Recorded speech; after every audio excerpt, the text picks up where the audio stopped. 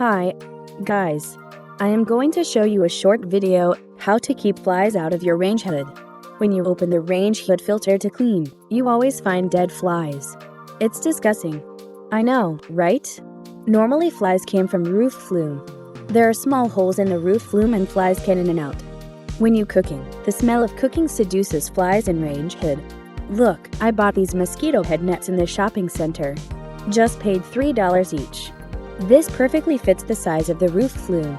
Next step, you need to clean up the roof area. But remember, safety first. If you're not confident enough to up the roof, just ask someone to climb up. Go up to the roof with scissors, duct tape, and mosquito head nets. And just put the net on the roof flume and tape it, so that flies don't get it. It's so easy and simple and flies free in your range hood. Happy days.